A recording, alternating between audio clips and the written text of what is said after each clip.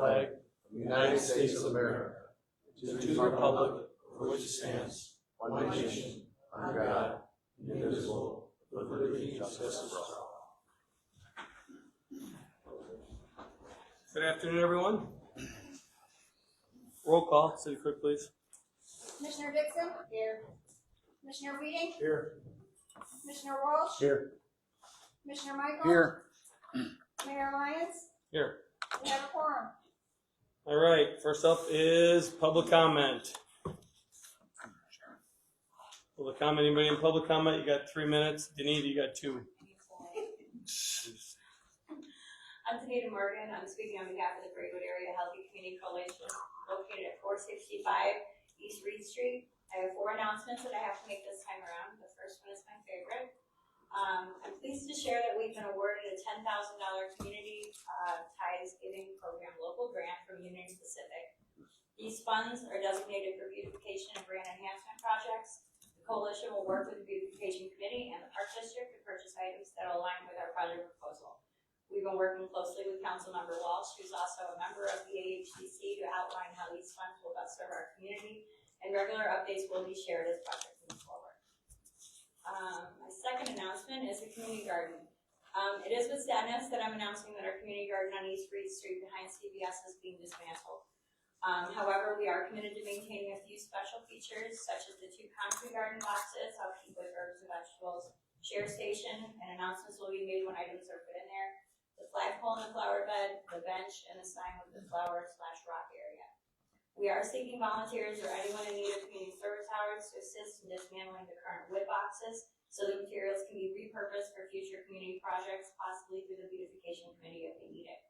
A special thank you goes to Scotty from the Braidwood Street Department and his nephew for the assistance with this effort. And the mural project on the back of the building is still moving forward. Reed Custer Art students are currently working on the first panel, and we anticipate completing 2 by the end of the school year. Point 3, Smart Recovery meetings. By community request, the Smart Recovery family and friends support meetings are restarting. These confidential meetings will be held on the first and third Wednesdays of each month from 7 to 8:30 at the local community building. They are supported by guidance of the Love and Structural Limitation. We also continue to host our Smart Recovery meetings on Monday nights for individuals seeking or sustaining their recovery. Flyers with more details on both are available on the table, and my contact information is included for anyone who would like to learn more. And lastly, in partnership with the City of Braidwood and our police department, we're once again participating in National Prescription Drug Take-Back Day on Saturday, October 25th. This nationwide initiative provides a safe, convenient, and responsible way to dispose of unused or expired medications while raising awareness of the risks tied to prescription drug misuse. We are excited to confirm that the Will County Hidden in Plain Sight trailer will be on site for this event. This in itself is a powerful interactive exhibit that recreates a typical teen's bedroom and helps parents identify where substances like alcohol, tobacco, and drugs might be hidden in plain sight. More details on this event and flyers will be available at the next council meeting. Real quick, as far as the Smart Recovery, how do people learn about Smart Recovery that we offer this program in Braidwood? That we offer in Yeah. Braidwood, I have flyers like on the City Hall hallway area, randomly around town. Also, if they go to smartrecovery.org and do a meeting search, they will find the meetings that are out here. A lot of our attendees do come from the Will County Problem Solving Court. Okay, that's what I was asking too. Okay. Some of the rehabs send people to us too, and then of course we have locals as well who are seeking recovery or in recovery. And then of course with the family and friends, we also get referrals from outside sources, mental health facilities and such. Okay. All right, thank you. You're welcome, thank you. All right, we're still in public comment. Anybody else? Public comment? Going once, going twice. Okay, we'll close public comment. Okay, approval of minutes. Can I have a motion to approve minutes from Tuesday, September 19th, 2025, regular scheduled meeting? I'll make that motion. I'll second. Commissioner Michael? Yes. Commissioner Weeding? Yes. Commissioner Dixon? Yes. Commissioner Walsh? Yes. Mayor Lyons? Yes. Motion carries. Okay, reports by city officials. A couple things first before I get to the agenda items. Just talk about a few things that we're working on that might not be in the agenda. Sean, you can maybe help me with this. This is the Safe Route School sidewalk grant. We're on our way. That's getting completed. I got those letters from the school and the library to submit with the grant. Right. So that's moving forward. Yes, the submission date is October 13th. We're putting together, there's one of the forms that's actually a survey. We're gonna put that actually on Google Drive and get it over so that the teachers can put that, respond back simply, a lot easier than simply a paper copy. I'm also gonna provide some additional information to Chief Allen, so he can get the school resource officer to help identify students that walk and drive and drop off and so on. Yeah, I saw the email today. For the grant. Yep. Okay, that's good. Thank you. Chief and I, we had lunch with the State Senator Patrick Joyce. That was a good meeting. Appreciate you buying me lunch. Appreciate that. Last time we went out, I think you forgot your wallet. There's nothing right side of that. So that was a nice meeting, productive. Yep. He's got some ideas. He's going to help us with some things. That was good. If you guys haven't noticed today, we drove by the Ford development, Chevy, along with Mastodon. Ford and Chevy they're moving dirt, so things are moving forward with that. I think they had 5 or 6 machines out there today. Mastodon, I think they're actually pouring the footings today. The concrete delivered, so that's moving forward. I think they have their permits. They're ready to go. September 10th, we had our public meeting for our open space land acquisition grant, Town Center. We had that on September 10th. September 17th was a blood drive. I got my notes here. Discuss trick or treat hours. It's on the agenda. I think we should go. We did 5 to 8 last year. Any complaints? Any problems with 5 to 8 last year? Bethesda? Did you guys hear anything? Any feedback? Okay. I guess we can decide that. You guys want to go 5 to 8 again on the 31st? Any problems with that? No. Okay, so trick or treat hours are going to be set for Friday from 5 to 8.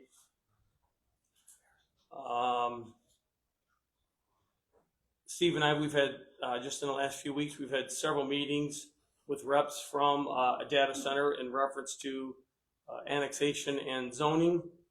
So that is moving forward.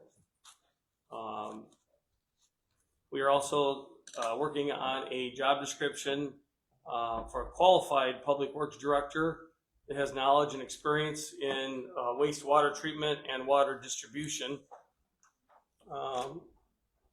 We'll bring that up to the town meeting on next meeting in October, and we'll discuss that further. If you guys have any input for what we're looking for a job description for public works director. It has been brought to my attention that you guys are looking to hire somebody full-time in your. Yeah, we have a part-timer that has done outstanding this past summer. He's interested in getting into water treatment, waste treatment. He'll be going to JUCO to take some classes going forward, and I've requested to put him on full-time. Okay, I just would like to make a recommendation that we wait till we get our, to fill the department head and do a qualified public, just analysis and what we need as far as manpower needs. That's just my recommendation. I believe we had one more job opening in the budget from last year, and this young man will fit that bill. So that's just my recommendation that we wait. I mean, I waited to hold, we met with the chief, and we're kind of going through his budget to see where we're at and to meet his needs also. So just a recommendation. All right, moving on to my official reports. I request a motion to resolution 2517 declaring the intent of the city of Braidwood to enter into a intergovernmental agreement with the Braidwood Park District regarding the municipal grocery retailers occupation tax and municipal grocery service occupation tax. Do I have a motion?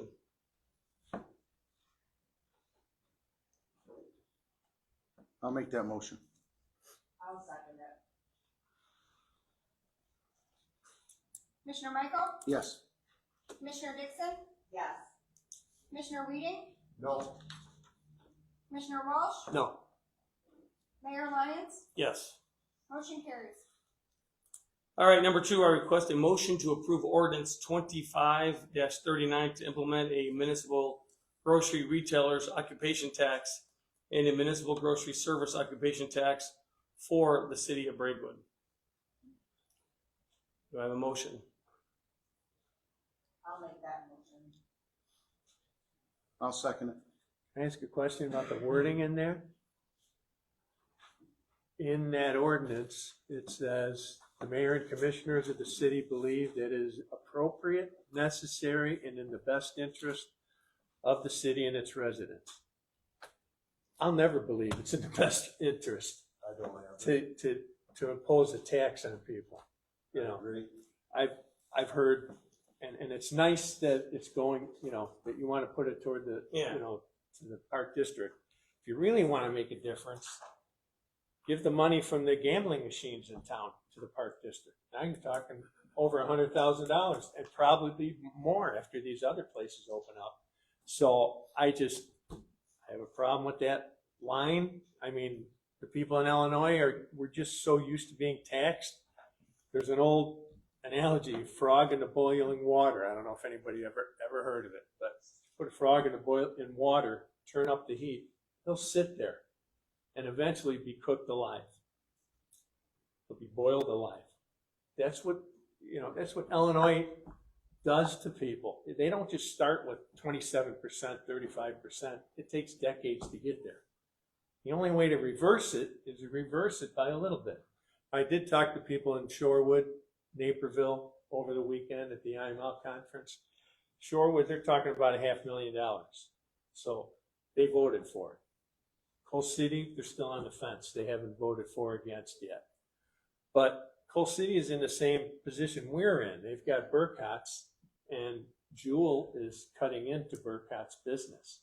So the numbers that I think Burcott's will probably have even less next year. We don't have a full year of their grocery tax. But I just think Illinois is being taxed enough, and if I can vote against it, I'm going to do it. If I can vote to lower a tax, even though it's a small amount, that's a start. And I know that we said that 1% goes to the park district. If I'm not mistaken, there's $100 to $150 in the budget already allocated to the park district. No, it's allocated for recreation and community activity. Could we use assistance. that money instead of 1%? Okay. It's an option. Without taxing our citizens, there's money saved there.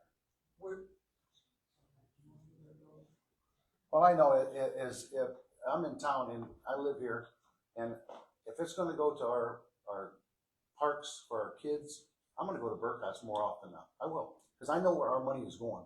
We got kids, we got grandkids you're gonna have there. They're gonna be there their whole life. They need more money for our parks. I think it's a no-brainer. I think it's good for our community, and I think more people will say, I know my money's going to the parks. I'm gonna go to Burcott's for this today instead of riding over to Jewel to get this. That's my opinion.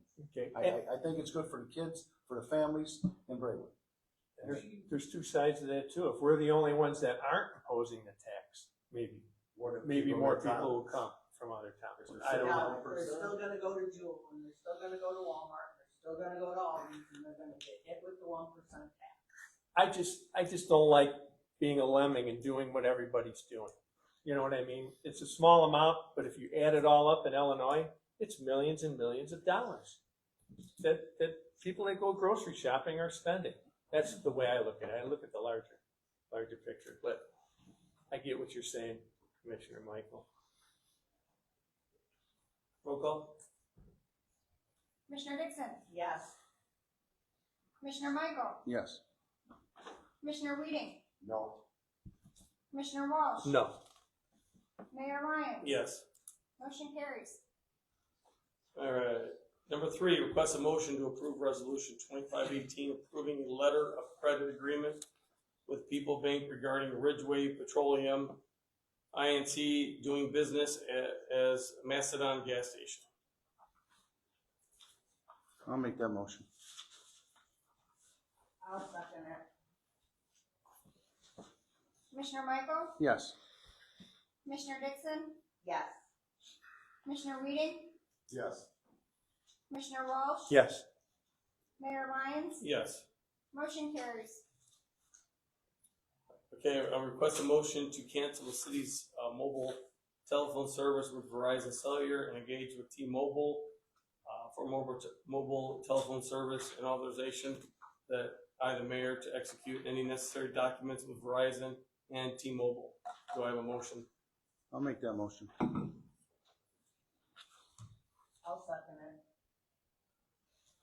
Commissioner Michael, Yes. Commissioner Dixon, Yes. Commissioner Weeding, Yes. Commissioner Walsh, Yes. Mayor Lyons, Yes. motion carries. All right, number 5, I request a motion to approve ordinance 25-40, authorizing disposal of personal property that's owned by the city of Braidwood. Do I have a motion? I have a question, what personal property are we speaking of? There should be a list. There's a list of it in your packet. On the back of the ordinance. Yeah. The whole 4, 5, 6. Yeah, if you would have looked through the packet, it's on there.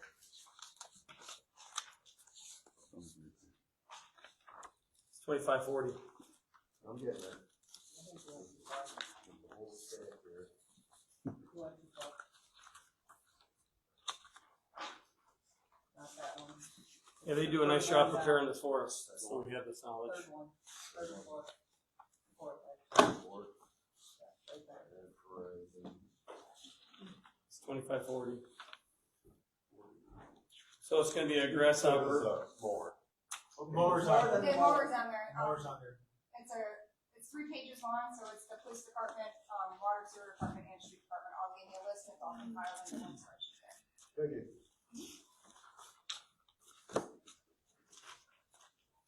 Mowers on the 3rd page, second from the top. That, and it's being the mower is being traded in. Right. On the new one.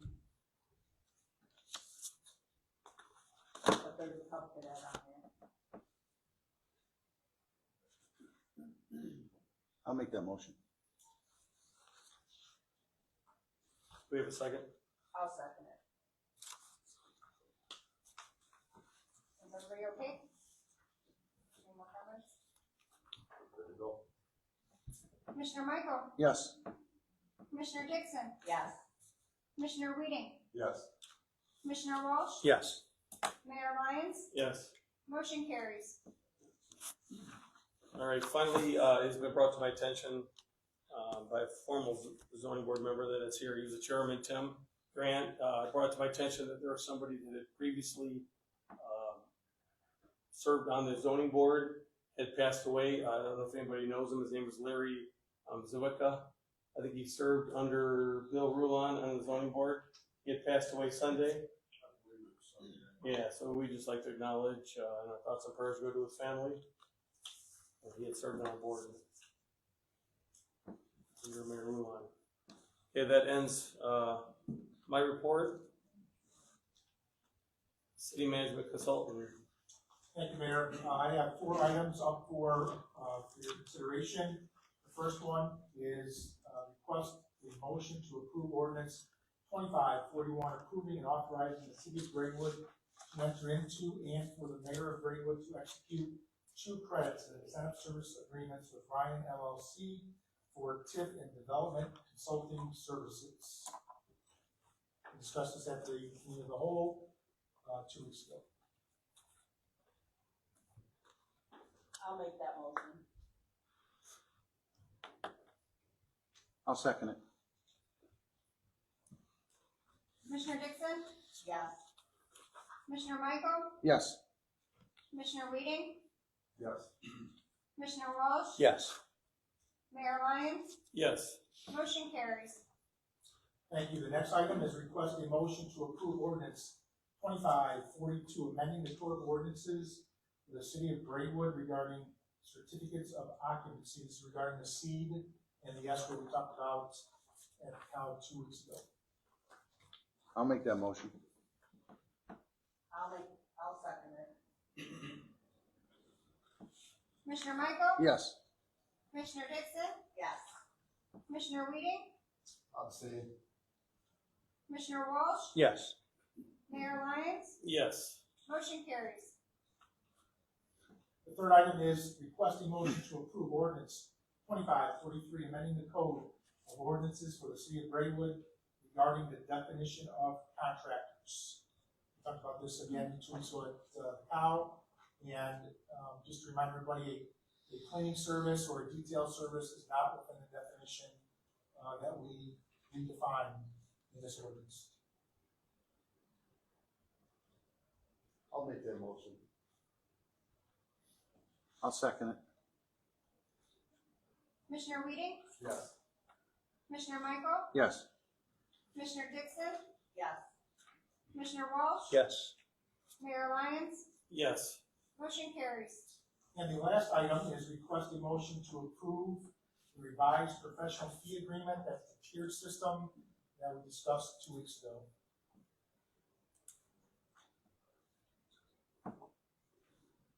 I'll make that motion. I'll second. Commissioner Dixon, Yes. Commissioner Michael, Yes. Commissioner Weeding, Yes. Commissioner Walsh, Yes. Mayor Lyons, Yes. motion carries. and just, in your packet is my report, I just wanna touch on two items, there's like 40 different items there. I just wanna touch on two items. On the first page, pre-con meeting with PT Farrell. Sean held a meeting with PT Farrell, who is a low bid contractor. The streets projects will begin the first week in October. We're hoping to do it a little bit sooner, but we're hoping it was gonna be this week. But they had some scheduling issues, so now it's pushed back to the first week of October. The three streets that, the three areas that we talked about. The last one that I wanna point out, it's more of a shout out or a thank you. I believe it's the last item on the report. I want to give a big shout out to Scott Howard for putting together an employee cookout. I believe it was 2 weeks ago. You know, Dale was here, Warren and Mayor, and it was a great turnout. Scott kind of organized it. And I want to thank all the employees who have brought food and who helped make the event a very pleasurable event. And I can tell you that Scott Howard's wife makes the best potato salad since my mom, so we want to thank her. So a big shout out to Scott and to the Public Works staff to help organize that. That's all I have. I'll say, I want to say thank you to Steve. You provided a 3-page of everything you do and not going over it tonight because we want to get out of here at a reasonable hour. So let's give a shout out to Steve for not talking about everything he does. Thanks a lot. City Clerk, anything to report? Nothing to report tonight, Mayor. All right, Engineer, what do you got? I've got a resolution in support of the Safe Russell School program. Essentially, it's just saying the city will commit to fund the project and supports the chasing after funds, put sidewalk in. Essentially, we're looking at doing sidewalk on West Eureka Street from Walnut Street to Division, where there is no sidewalk. Where students walk. The project will be split in two. The intent is to basically phase this to maximize the grant. There's a cap on the grant, which is $250 per application cycle. So we're looking at basically doing, doing all the engineering, doing all the work that has to be done for it up front, and then basically maximize construction dollars on both phases. So this resolution just supports that, so the city supports the application. I'll make that motion. Second? Commissioner Weeding, Yes. Commissioner Walsh, Yes. Commissioner Dixon, Yes. Commissioner Michael, Yes. Mayor Lyons, Yes. motion carries. Sean, I know this is a pretty competitive grant. Is this something that's out every year? I know the Oslet grant, I did a little bit of research. That's been out for 40 years. Yep. And that's every year, and that's something that we can apply for every year and, figure out a project that we want that's important to our, our citizens. Yep. As far as this grant, is there always sidewalk grants available? Yes, it is. It's generally on a 2-year cycle, so it's this year, the next one will probably be 27, where it'll come out, simply because the process, right, after we manage it and get everything in place, and then move on to the next cycle. So it's every 2 years typically. Is it similar to the other municipalities that you work with? Yes, it's very similar. This is a very standard Yes, grant. yeah. Yep. Grants are grant. Okay, City Attorney. Two matters that I'd like to bring to your attention. There's been some bills that have been signed by the governor recently, two that I'll note tonight.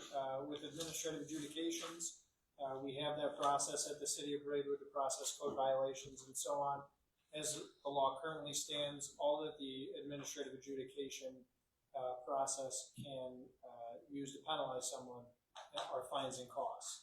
It just recently passed a bill that allows the adjudicator to also require that the violator remediate the code violation and also allow for the municipality to go in and remediate it if the property owner fails to do so. So I've notified Chief Allen. We'll work on amending that ordinance so that we can give our adjudicator as much tools in his toolbox as he can have. It might make some of the code enforcement a little easier in town. The other one is regarding the hiring of police officers. There's a law that passed that says that all applicants for a police officer, even part-time or anything, probationary, yada yada, they have to sign a release that authorizes the release of all documentation from past employers that pertains to everything, investigatory records, findings, discipline, everything, even if it was protected by Sealed, like a sealed agreement. a non-disclosure agreement or anything. So this is gonna allow for municipalities to go into hiring police officers with complete open eyes. In that, in the past, some opportunities could have been had where certain documents might not have been reached during that hiring process. So both the new laws signed in August, but we will see effect in the city here soon. That's all I have there. All right, thank I you. just got the copy, Mayor, the National Chiefs, Illinois Chiefs of Police put together. I figured they were fine. Okay, good. Disclosure document. I have my hands on that together now. And I keep getting told when I leave here that I'm soft-spoken. I don't think I've ever been told I'm soft-spoken, so if someone in the room thinks I'm soft-spoken, please remind me to speak louder. I think it's the people at home. You gotta put you near the, Okay. Thank you, Brian. You bet. all right. Reports by city commissioners.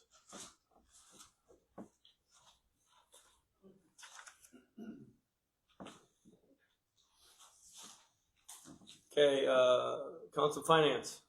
Okay, first, I would like to make a motion to approve payment of bills in the amount of $209,595.59.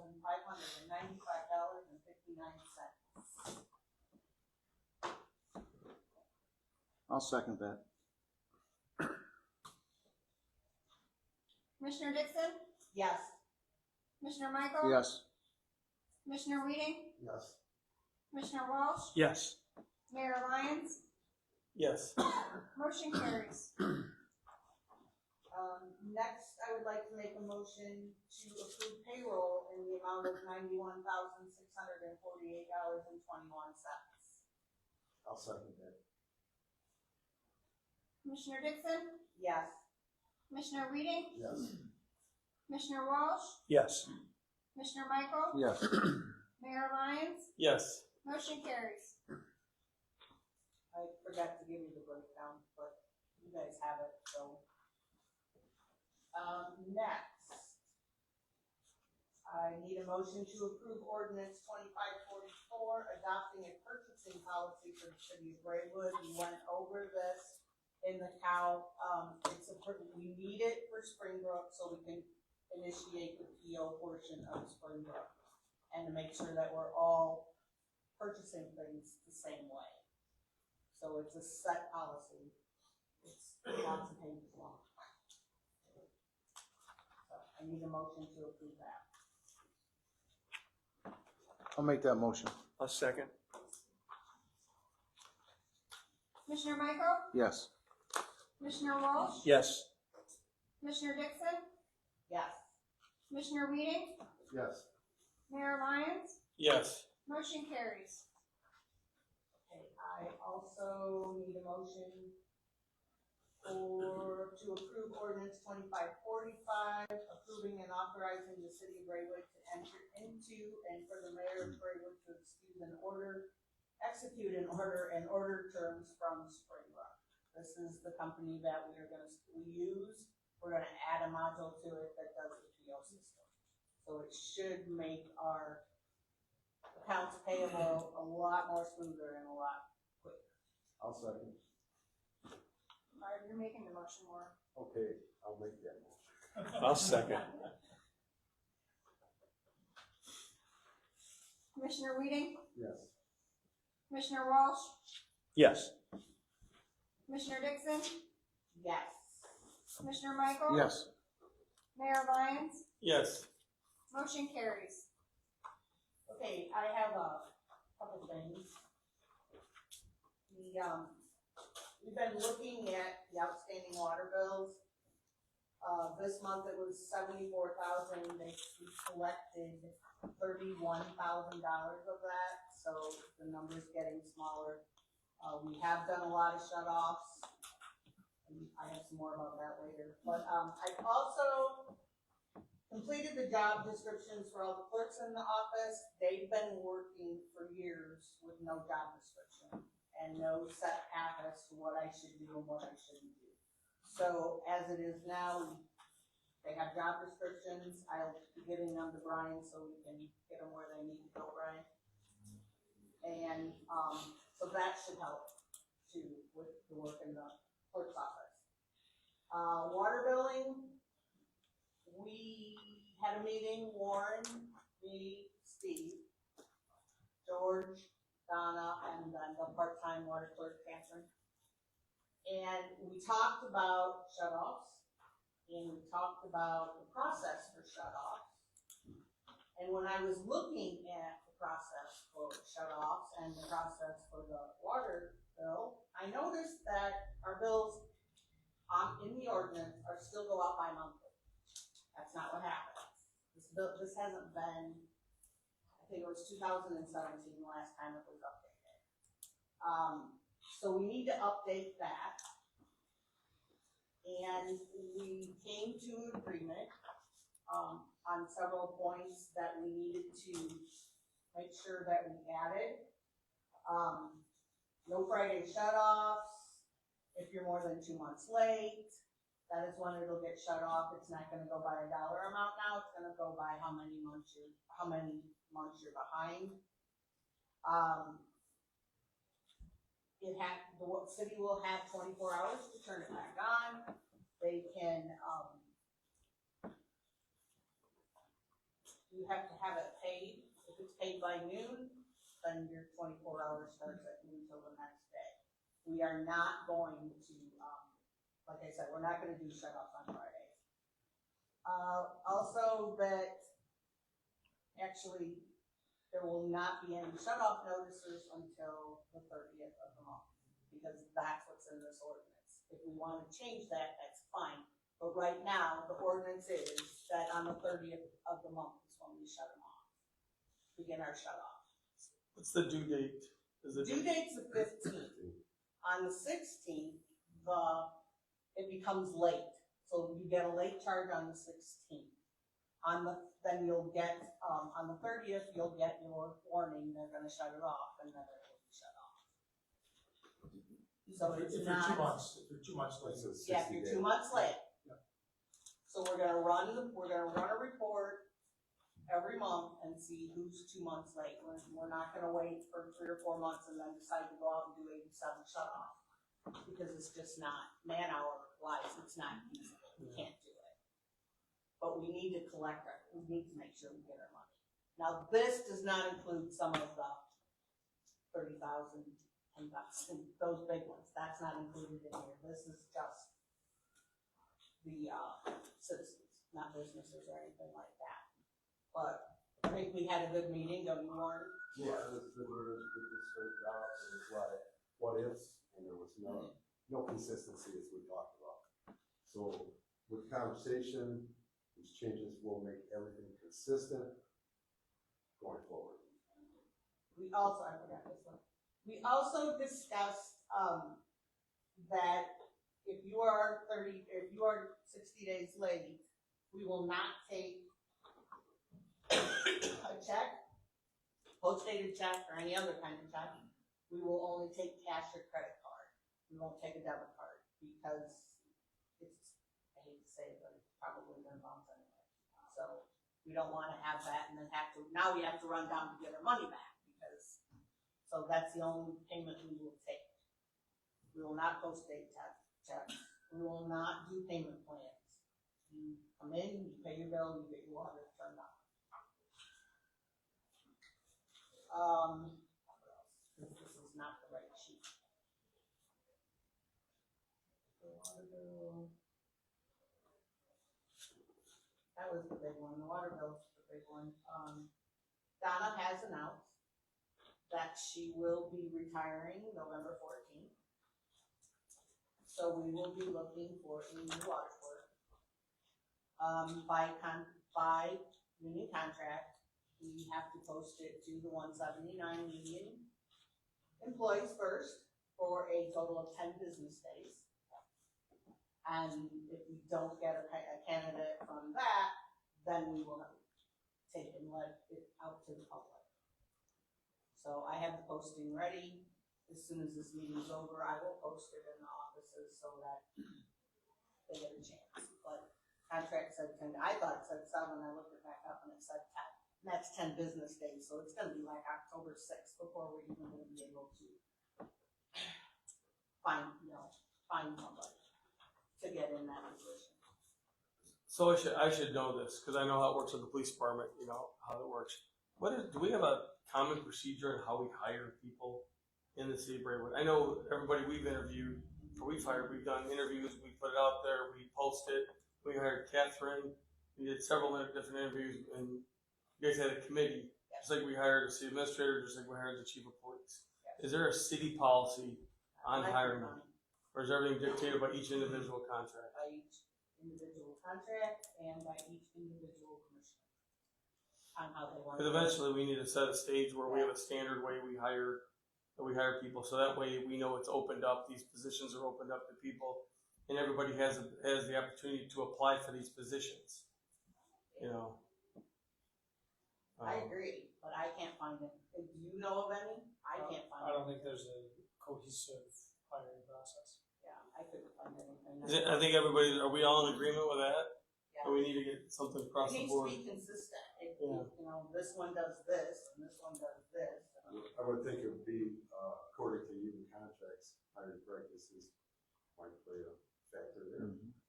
Well, yeah. I mean, if you hire a part-timer, just hypothetically, if you hire a part-timer, is there anything in the contract on how you hire a part-timer in the contract? Not part-time.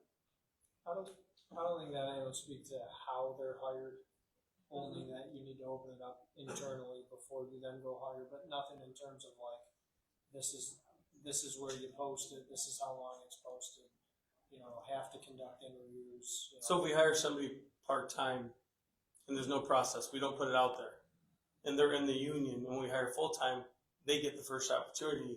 So the job was never really posted for people to hire. It's a way to circumvent In things. that circumstance, right. And it's It could circumvents potentially never be opened up. being able to put it. Yeah, we just gotta make sure that we do things fair. You know. I mean, we have to be fair. We have to let people in this community get a chance to get the job too. There might be somebody better qualified.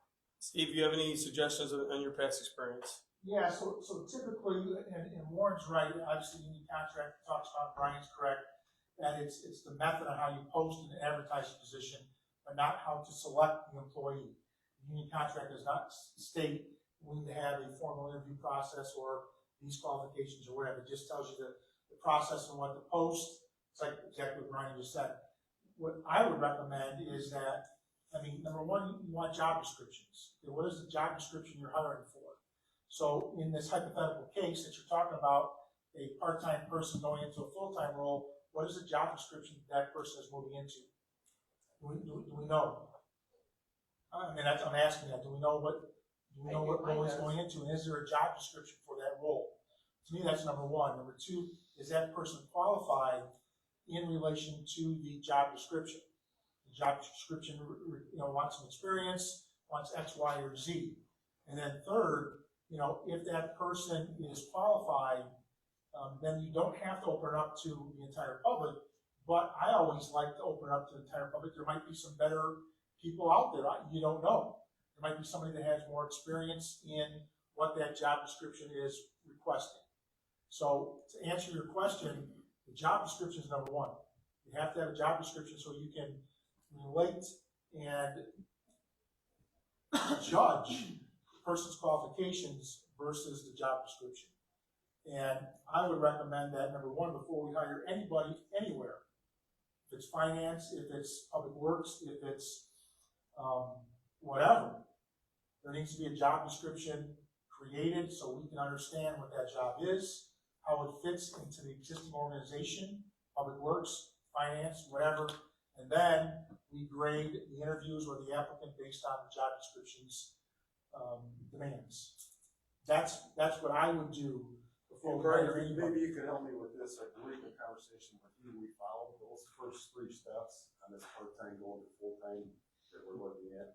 With respect to the union Right. requirements. Correct. Correct. So how did you hire the part-timer? Did you open that up to the public? Because I don't remember seeing anything Yeah, I publicized. think we did. I don't remember. No, you didn't. No, there was nothing published. No, you did call me and told me. Right. We were in a conversation, you told me you were looking at a part-timer. That we You had- told me who it was, I know who it was, and I said, that's a good hire. You know, What would you recommend going forward, Doc? just that we just open it up to the public whenever we're gonna hire somebody. That we open up, that everybody gets an opportunity. And I'm not quite sure, because we hired the 2 part-timers, how, and we know how we hired Brady, but how did we hire Isaac? How did you find out about that? Do you know? No, it was, Scott, I thought it was Scott and you, because it happened so quick. I was Yeah. I gone was for a few introduced to that days. young man, but I But guess they that- found out about it. I guess that's a good question. How did they know that there was a job opening? Because there's probably a lot of people that didn't know. I mean, and again, I only found out because I mean, you did call me. You were in a conversation. Hey, I just want to give you a heads up. We're gonna hire a part timer, right? You know, I think just in the future we need to open up. We need to do job descriptions, and I'm more than happy to, work with you guys and Public Works on, we have a format now in a job description, so all the job descriptions have all the legalese on the bottom as far as employment opportunity, yada, yada, yada, and then we just kind of fill in the job, what's the purpose of the job, the requirements, physical and mental skills of the job, handicap accessibility language is in there, all that stuff is in the template for the job description. What I would recommend is that we spend the next month or so going through every employee, public works, finance, administrative assistant into the police department, any position, that we create a job description, and now we know what are the requirements are we looking for this particular job? What is the skills we're looking for? To me, that should be number one. And at the same time, we can create a hiring process as far as following the union contract, in-house people first, post 10 days, 7 days, whatever. And then if we think this person is the right fit, then do we have to go out for other interviews? That's kind of a policy decision. But I always like going out for full interviews because maybe there's nobody else out there. You don't know, but you hate to leave a potentially talented person not getting an opportunity to look for the job. And I'm not saying that's what we should do, but that's what I like to do. But I think job description is number one, and then create a hiring process for the entire city, not just for public works, not just for finance, not just for the executive assistant or whatever in TV. It's consistent throughout. And it's more than just ensuring that we get the best candidate. It also protects us in the event that someone wants to claim that we didn't hire for a discriminatory purpose. We can say, no, here's the job description. It says you have to be hypothetically on your feet for so many hours a day, and there's no way to reasonably accommodate that otherwise. Well, I want to compliment you, Brian. You've always been there for a correct answer. That's why I called you about this part-time going to full-time, correcting you with a good plan. Thank you. Yeah, because I have all the finances, job descriptions, stuff. It's just a matter of putting them in the correct format and getting them to Brian. So when I leave here now, I will post full-time water. When we hired our last employee, I mean, we put that in the paper, we put it on our website. Was that for the office? Yeah, we interviewed. Yeah. So I mean, I'd be more than happy to sit down with Warren and you, Dale, to start creating job descriptions of all the employees and sit down with whomever you think is pertinent at Public Works to be involved in these conversations. Let's create job descriptions for the current positions and for potential future positions. Sure. And then we can kind of create a hiring process with interviews and interview teams. And again, we have a blank canvas, you can kind of design it any way you want to design it, but it's gotta be fair and equitable for everybody across the board. Yeah, I believe that's what Brian and I talked about, and that's why I had a conversation with the attorney to make sure we do it the correct way. The young man has proved himself throughout this summer, he's already employed by the city, so we're not looking at a new hire. We're basically promoting this young man from part-time to full-time. And I agree with you on that. I know who the kid is, and I have a very high opinion of the kid. But how did he know about the job? Nobody else had the opportunity to put in for that. And that was one of my concerns. You know, just when we move forward. First hired part-timers. Yeah. Cause Sarah, you found out when they walked in, didn't you? And they said, we're here because we got hired part-time. I was caught off guard. In other words, we're told. All right. But then my last comment is, regardless of what you want to do with this part-time person, promoting whatever, I think you need to have a job description. What's this person gonna do? Public Works, Water Department, What- apprentice. Right, what's his task within the water department? What's his task? I will get with Rob and George and we'll create one. Yeah. Well, we have the template, so again, to be consistent, I mean, I'd love to sit down with you guys if you want. It's totally up to you. Understood. All right. You done, Liz? I'm sorry. I'm done. Hey, real quick. Obviously, Liz, thanks for your time you put in for the purchasing policy. I think I got 14 emails from you on that. Appreciate that. Your job descriptions, I appreciate your 34 emails I got in the last 3 days. But thank you for doing that. That makes sure they're right. I know. Streets and public improvement. Thank you. Mayor, just to reiterate what Sean was saying, construction projects will be beginning. I just want to remind people, Vita Lane, Stacy Court, and East 3rd Street are Braidwood projects. Route 129 from Coal City Road all the way down to South Division, that is an IDOT project. Illinois Department of Transportation. So if you have any problems with what they're doing, how they're directing traffic, don't call us because we have no authority over that. That's state of Illinois. That's all I have. Just give him Josh I'm Pilato's just phone looking number. ahead. He knows a lot of Just that looking stuff. ahead, predicting some things that might happen. All right, yeah, there's a good chance that could. Public buildings and property. Got a list here of some projects the guys did. We talked about the shut-offs. All of a sudden, we had done it for a while, and the guys get dumped with 80 of them. It just takes the manpower off of one position to do another position, where you have a tough time juggling. George has done 110 locates, 2 meter repairs, 2 hydrant repairs. We got new bulbs in the council room here. 46 shut-offs for non-payment and 30 turn-ons after non-payment. That's all I have. Thank you. Oh, real quick, just this is on your end though. I don't know if Scotty talked to you about it yet, but it was brought to our attention about the historical society about we're going to pave that. We got an estimate. I spoke with Steve the other day. I talked with Scotty. It's a very fair price for what they're going to do with the crack sealing.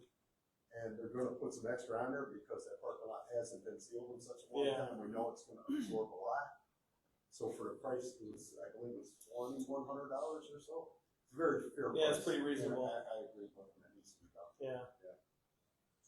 All right, thank you. That's all I have there. All right. Moose, public health and safety. All right, I just want to say thanks for everybody who donated blood last week. That's very important.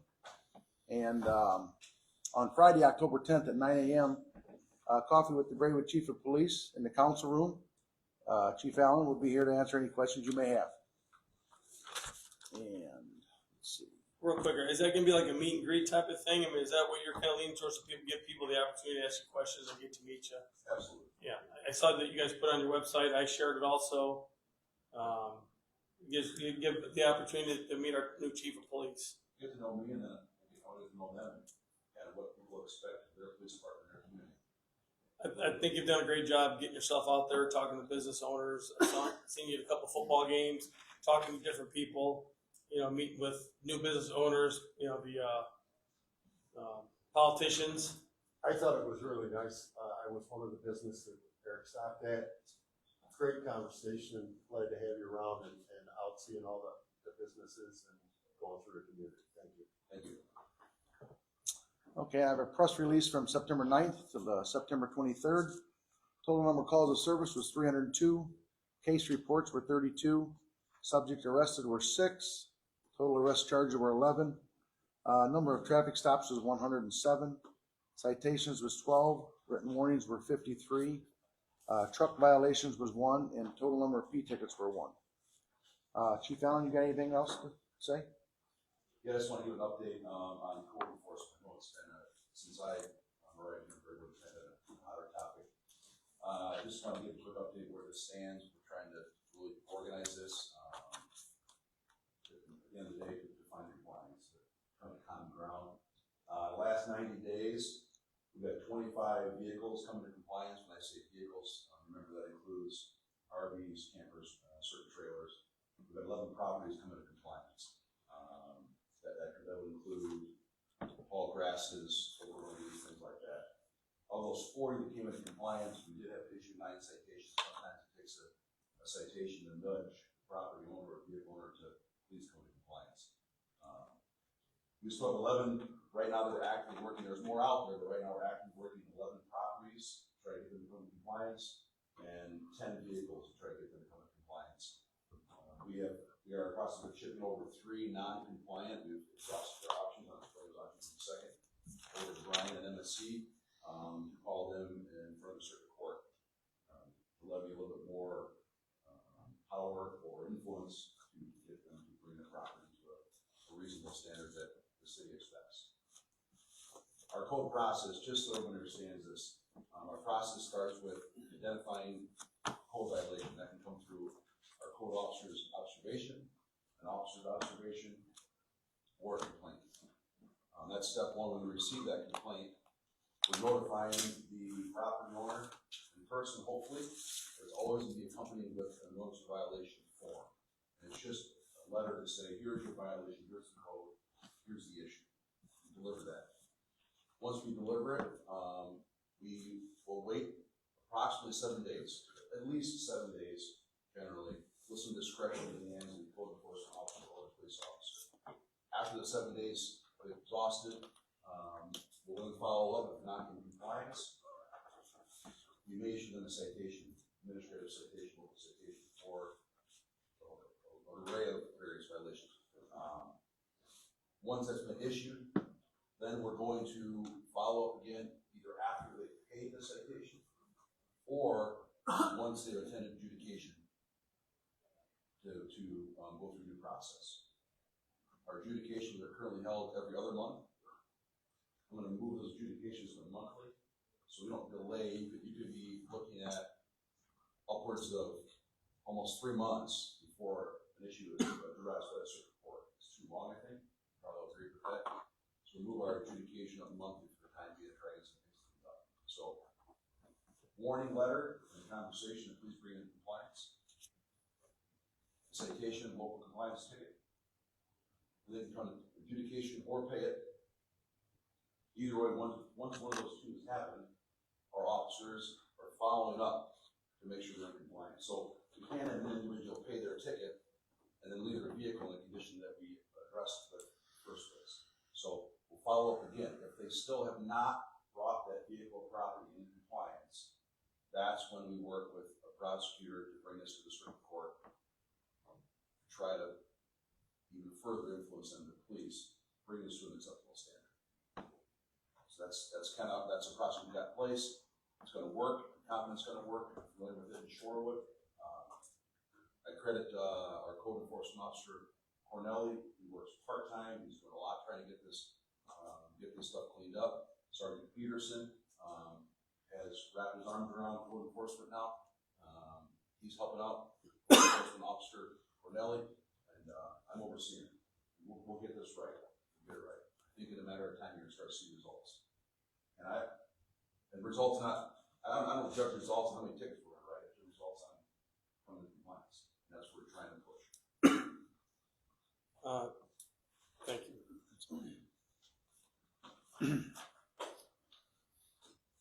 think what people don't understand, Chief, too, and, you know, I was talking to one of my friends and he was talking about some of the non-compliance in our town and some of the amount of abandoned vehicles we do have in our town. I don't think people realize that our code enforcement officer only works 15 to 20 hours a week. So it's not a full-time position with benefits. He does it part-time. And that's why some of this stuff takes time. I mean, you guys are doing things to streamline it, which is, you know, is going to speed it up a little bit. But again, he's still part-time. And it seems like you guys are really getting a grasp on this, and you're doing a great job. We've had to get a couple officers involved to help them out. We'll get caught up. All right. Well, hey, thank you. We appreciate it. Thank you.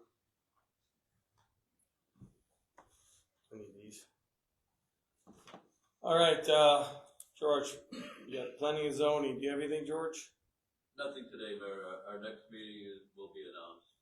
Okay. All right. Any old business? Does anybody have any old business? Anything they want to bring up? I have some old business, and it is, to address some of the things that the chief had just talked about, compliance. I think we should all comply to the ordinance of the city, the guidelines for everyone.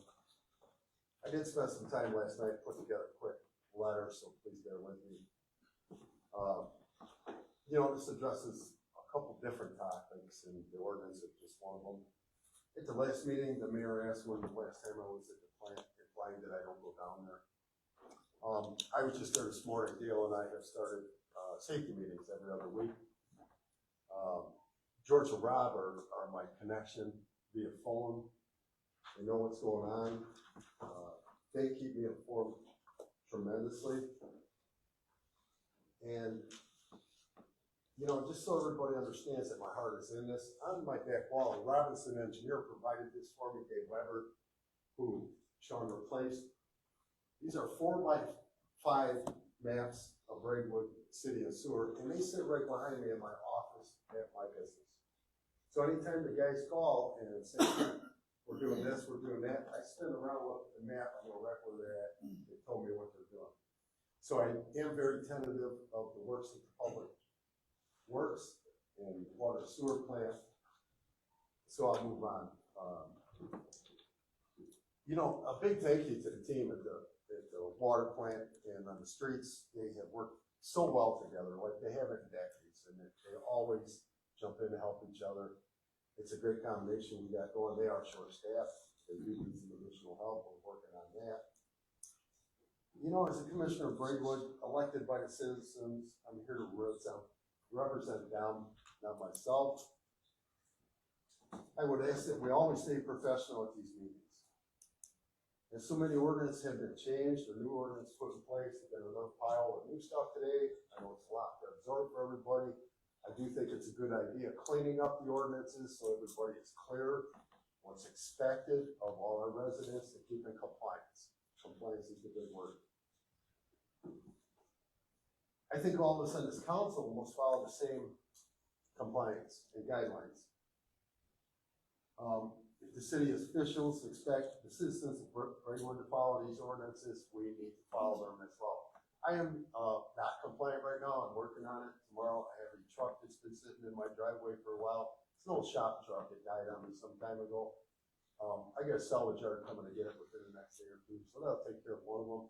I got a 49 GMC pickup that a very dear old friend of mine, Dave Cooper, left me when he passed away. Didn't know what I was going to do with it, but I believe a friend of mine has found a buyer for it. To get myself in compliance, I want to set an example. I don't want to be non-compliant on our ordinances. So that being said, I have pictures, and I want a clean, civil discussion on this. You know, last meeting I was told that it was a burn pile. When you fall, I did apologize to you, but I want to show everyone what that burn pile looked like. And I got a lot of That's copies. not the burn pile. Is That's that your not, pontoon? that's our pontoon. That is the tree that just fell. Okay. This is one of two piles. And There aren't two piles there. There's no piles there. I know they were all burned up. No, they weren't. They were hauled off to Josh Bohawks. Okay. Cost us $300. In my possession, a foil was given to me. I also checked it with the LERs. It is for calls on 195 North Lincoln. Don't you dare. And it says burning ordinance violation ×2. Was told by the mayor it was okay to burn that fire that size, will follow up. This is your address. Really? It's a FOIA. I know it is. It come from Maryland. Hey, just let him, just So let him all do what he we want wants to to do is have do. a civil discussion. An ordinance was violated, here's the paperwork. Okay? I've Can I see copies that in for a the minute? file, absolutely. There's some other things on there that I won't get into, but the ordinance is my concern. No, I'm not. Yes, I'm not. yes. So, and then I wanna ask Moose about, you know, and if you gotta change these ordinances to be compliant, then you maybe have to change them. But right now, there's an ordinance, no parking in a parkway. And Moose, you park in a parkway, not only do you park there, it's, now the city's property has got asphalt on it in front of its house. So there's that. So then, and this is not enforced, but there's an ordinance in Todd subdivision county that states no parking on the No, streets. it's not. I was I'm told it sorry. was. Well, I'm No, sorry. if it's you're not. gonna call me out because you were told, show me the ordinance. I will. It's have in that common ordinance states. next time. No, you should do it now. If- No, there's No, no with- no, ordinance. no, no. With all due respect, if he acts like he knows what he's doing, you're gonna call me out on an ordinance violation. Yes, sir. What's the ordinance that I can't park on the street in common states? I will bring it next meeting or bring it to you tomorrow, if you'd like. That's the best I can do this The ordinance says that you cannot park on the east side of Common Drive. Yeah. The HOA I does will bring not. the ordinance and you and I can look at it. How's Okay, that? then read it again. And if I'm wrong, I will admit it. How's that? Is that fair? Yeah. Okay. Thank you. But you blindside us like this? I was Either- blindsided at the last meeting. I thought I'd return the favor. If we're That's gonna, very if professional, we're gonna sir. be in compliance and expect our citizens to be in compliance, we all should be in compliance as well at this table. My yard That is is my really opinion. fence. Oh, I agree with you. And I thank you all for listening. I agree with you. That's all I have there. Thank you. No, thank you. All right. Hold on here. Any new business? Yes. I went to the IML conference over the weekend, Illinois Municipal League Conference. Mike Singletary was the keynote speaker. I mean, it was worth going there just to see Mike Singletary. Some of the young people don't know, he was a middle linebacker for the Bears during their 85 championship season. Very powerful and emotional speech. And if I can get it on or gain access to it on the IML site, I'll let you folks know. But I recommend going to this conference. Brian was there. Sean, were you there? Sean was there. But there's experts from all over the state that have different meetings on all kinds of, from finance to public works to police work, law, city law. A year ago, and I wanted to mention this before, but a year ago, our keynote speaker, is the youngest living Medal of Honor recipient, Kyle Carpenter. That was awesome. And just a quick, as soon as I saw him speak last year, I bought his book. He's wonderful. And you know, sometimes we think about the problems that we have here. Let me tell you really quickly what happened to Kyle Carpenter. November 21st, 2010, U.S. Marine Lance Corporal Kyle Carpenter was posted atop a building in Helmand Province, Afghanistan, when an enemy grenade skidded toward Kyle and his fellow Marine, Nick Efrazio. Without hesitation, Kyle jumped on the grenade, saving Nick, but sacrificing his own body. As legendary as Kyle's combat actions have become, is what happened next that defines his story. Kyle's heart flatlined 3 times while being evacuated off the battlefield in Afghanistan. Severely wounded from head to toe, it would take years to reconstruct Kyle's body. Yet his spirit was unbroken. Meeting this challenge face to face, he battled back to forge a life of joyful purpose. 3 years after his devastating injuries, Kyle walked into the White House where Barack Obama gave him the highest military decoration, the Medal of Honor. This book is inspiring to anybody who wants to read, but after reading it, you kind of look at some of the hardships you have in your life. You look with this young man, he's about 35 years old now, but very inspiring, someone that's half my age. What a Really, great speaker. really moved. He's just he was too small to play football. He's just a little guy, but he's just fierce as can be. So for people sitting here or future people that sit up here, I recommend the IML conference highly. You'll learn so much there. It helps you with the job, what we do. I couldn't make it this year. Dale, thank you for representing Braidwood. Public IML. Really appreciate it. So what'd you learn? Oh, God, I learned so much. Let's hear it. What'd you learn? Put down that. I went to one about police investigations for corrupt city officials, and that was very interesting. They only had time. They probably had many examples, but they only had time to talk about a coroner. We don't know where he was from, but just using company vehicles for going to his son's club hockey events out in Pennsylvania, from Illinois to Pennsylvania, Canada. So a paper trail that nailed this guy. But a long time ago, I considered going into law enforcement. My dad kind of told me not to. He said it was a thankless job. So that was one of the conferences that I enjoyed the most. But a lot of TIF things were discussed that I have to look over. That was Thursday. I wasn't able to get to the Thursday morning conferences, so I'm looking forward to looking at everything was videotaped, so I'll check it out. There were some things that you wanted to know. Did you get your questions answered on the TIF? No, but I do have some people I can contact, and I'm going to look over those videos when they're posted on the IML.org website.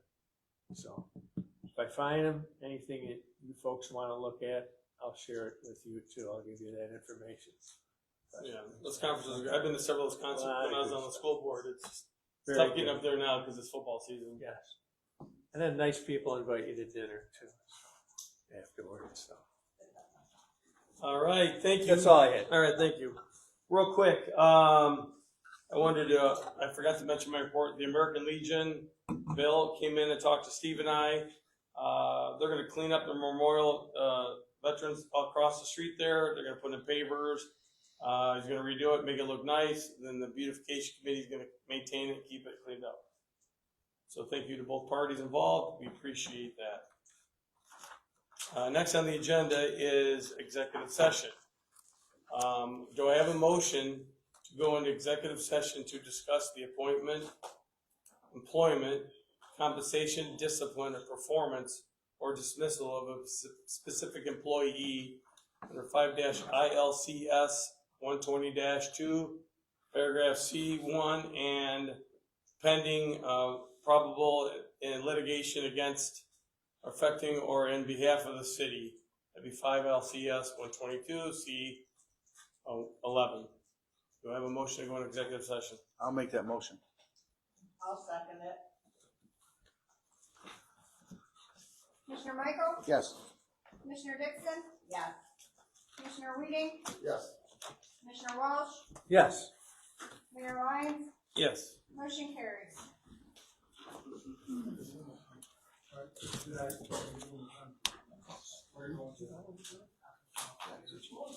So if it's blinking, it's pausing, right, sir? I'm sorry.